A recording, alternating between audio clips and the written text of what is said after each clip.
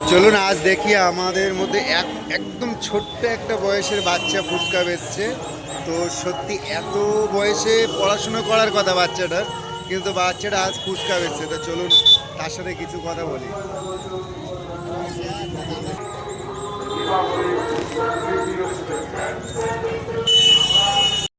ভাই আমরা কি কিনলাম? বাদাম তো, তাই তো? এই বাদাম কিনেছি আমরা দুই ভাই।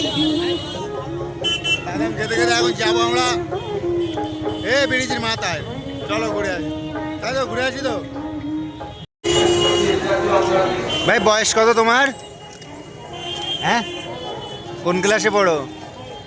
ফাইভে পড়ে। দেখ এই অল্প বয়সে ও ফুচকা বেছে। তোরা